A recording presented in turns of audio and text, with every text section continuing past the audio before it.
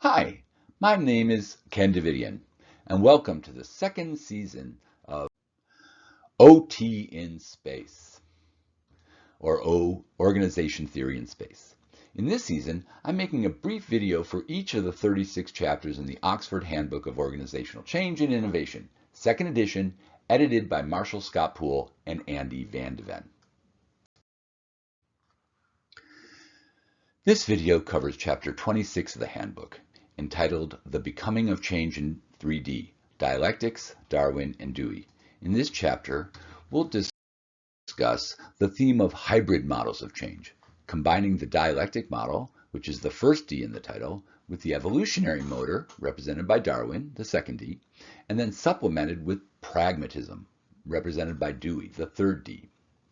The first part of this chapter gives an academic history leading to the conceptual development of change, transformation, and flux.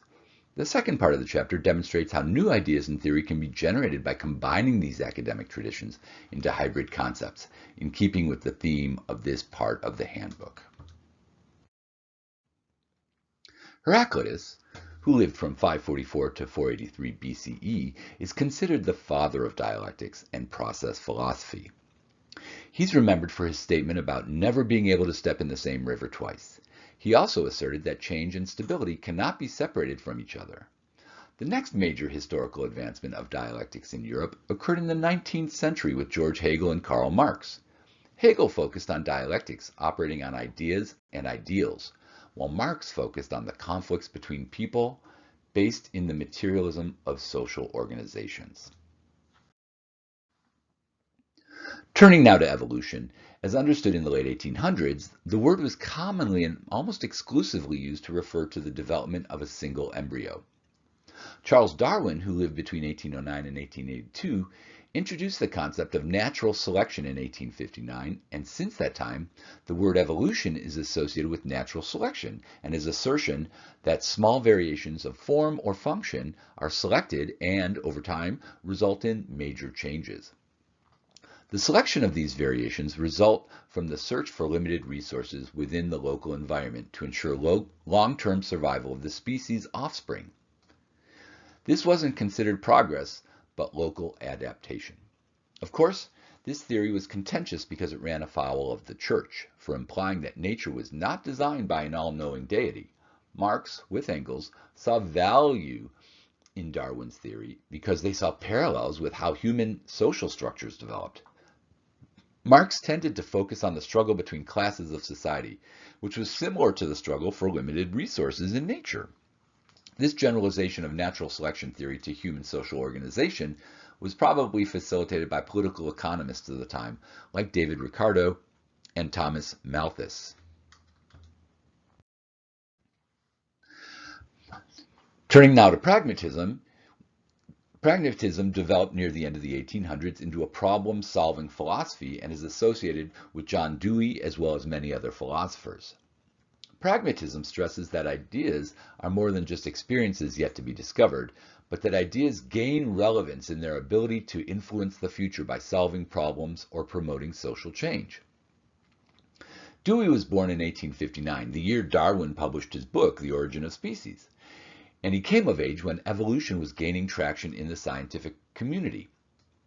It's no surprise then that Darwin's evolution had a profound influence on Dewey, especially in questioning the concepts of a fixed or final state of nature. Dewey realized that this would have a profound impact on morals, politics, and religion. It is not as well recognized, however, the influence that dialecticism had on pragmatism.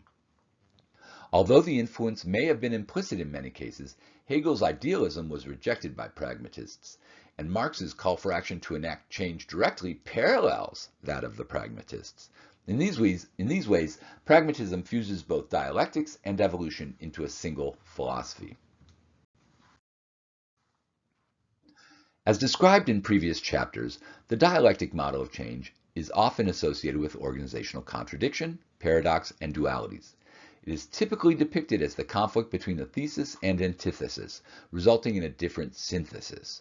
However, the dialectic philosophy is much more nuanced than that, considering the tensions to be both internal as well as external. allowing for a family of outcomes resulting from the thesis-antithesis conflict as well.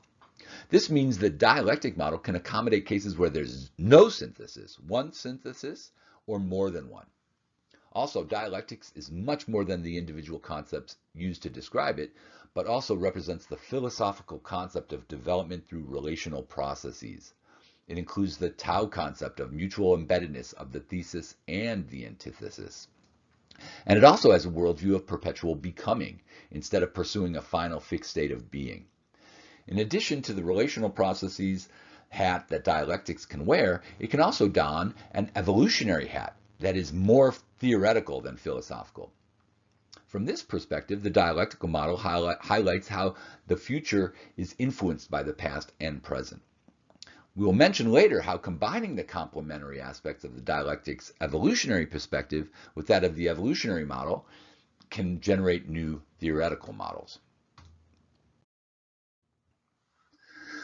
The chapter then goes on to demonstrate how applying the two perspectives of dialectics, both the philosophical view as a relational process and the theoretical evolutionary view, can stimulate new ways of thinking and change. The chapter also discusses how the relational process philosophy combines with pragmatism for new ways of thinking about change, complexity, and flux to provide new opportunities for theorizing.